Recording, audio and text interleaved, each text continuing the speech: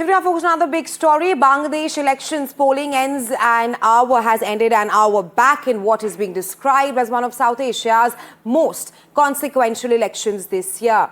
Counting has begun immediately after voting ended. The vote comes 18 months after student-led uprising forced former Prime Minister Sheikh Hasina from power.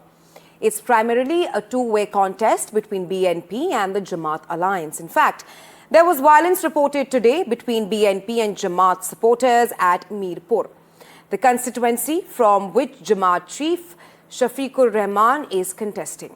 Sheikh Hasina's Awami League has been banned from contesting the polls.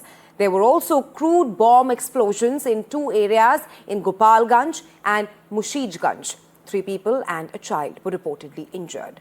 Speaking to the media after casting his vote, BNP chief Tariq Rahman said that if they come to power, they will ensure that everyone feels safe in the country. These remarks are of major significance to India, as there have been multiple instances of violence against Hindu minorities in Bangladesh. And well, my colleague Saurabh is now joining me live from Dhaka.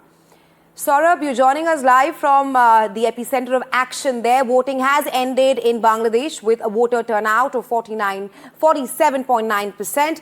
This is the first election since Hasina's ouster, Saurabh. While talk to us about the significance of this election, tell us also what is the sentiment and the mood on ground. Do you see this as a turning point in the country? Absolutely. Bangladesh is on the cusp of history, and let's remember that this is not just one single election. Each voter is casting 2 votes. What does this mean? Well, firstly, they're voting for a candidate of their choice to elect a party of their choice to rule the country.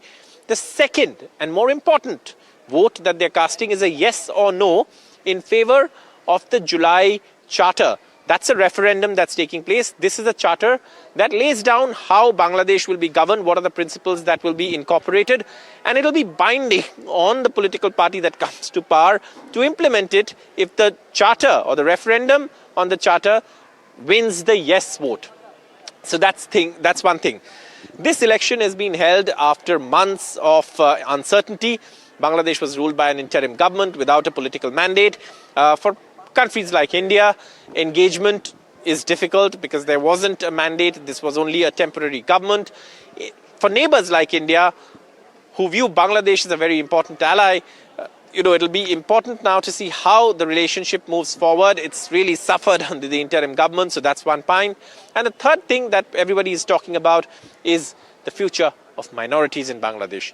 Will they be able to live in Bangladesh in the manner that a secular country would allow them to, free, fair and secure? So these are the questions, but the election is over. Counting has started. Results are expected, or final trends are expected around 6 in the morning tomorrow. Right, so we'll of course be tracking the results very closely with you, but thanks for joining us.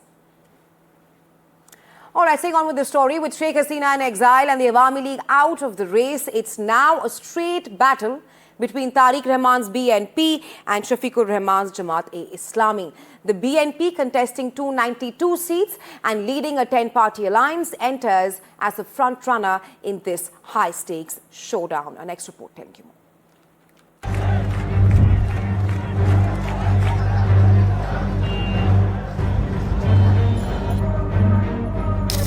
Bangladesh is heading into one of its most pivotal elections in decades, and the political chessboard has been flipped. After the ouster of Sheikh Hasina and the disqualification of the Awami League, the February 12th vote is now a 2-horse race. On one side, Tariq Rahman's Bangladesh Nationalist Party, and on the other, Shafiqur Rahman's Jamaat-e-Islami. Former allies are now squaring off as fierce competitors. With Hasina's exile and Khalida Zia's passing away, the curtains are up on Bangladesh's fabled battle of the battle. The BNP enters as the front runner. It is contesting 292 out of 300 seats. It has the widest footprint on the ballot and leads a 10-party alliance. And in some surveys, it commands support as high as 66%. Tariq Rahman son of former Prime Minister Khalida Zia, is banking on scale, structure and strong rural networks. And notably, women voters, where surveys reflect a commanding lead. On the other end is Jamaat-e-Islami, contesting 224 constituencies, leading an 11-party coalition, including the National Citizen Party, born from the 2024 student uprising. Recent polling suggests a tight electoral battle. One IILD survey shows the BNP-led alliance at 44.1% and the Jamaat-led bloc at 43.9%. Jamaat has gained ground among Gen Z and university voters, winning several campus elections. Its student wing, Islami Chhatra Shibir, is targeting young, educated demographics. As the electoral margin narrows, the BNP has sharpened its rhetoric against the Jamaat, terming it as anti-independence. The ballots will answer one question: who truly inherits the post-Hasina political landscape?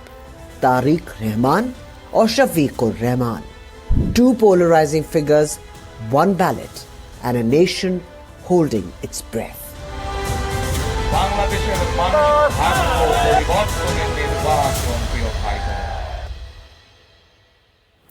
Well, my colleague Aditya Rajkol spoke to prominent Bangladeshi author Taslima Nasreen on the Yunus regime, state of Bangladesh and the future of her country. Listen. Spoke about how Yunus is trying to claim that these are free and fair elections. But increasingly we see that the radicals, especially the Jamaat, fundamentalists, are gaining more ground. They obviously do not have any women contesting the elections. And even in the BNP, they have a little bit of a tilt towards a radical mindset. So do you really feel that democracy in true spirit after these elections can come back to Bangladesh? I don't think so. BNP was, before BNP was with Jamaat, they ideologically, I don't think there are much differences between them, because they both use Islam to stay in power. Hasina also did the same thing. So Hasina created so many mosques and madrasas, and Hasina made madrasa degrees equivalent to university degrees. By doing this, she destroyed the education system of Bangladesh. And those people who use those mosques and madrasas, who I think that kind of factories of jihadis, those jihadis and fundamentalists actually protested against Hasina. Right. So it was like a Frankenstein moment.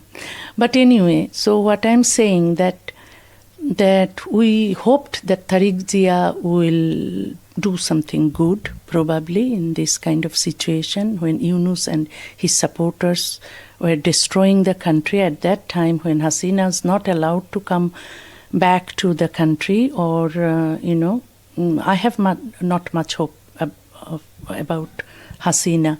But maybe some other young leaders who could change the situation of the country. But many are not allowed to, come back to the country, and the Awami League supporters were actually, many of them are killed, many of them had to leave the country. But anyway, so we have no other no other party that we could have some hope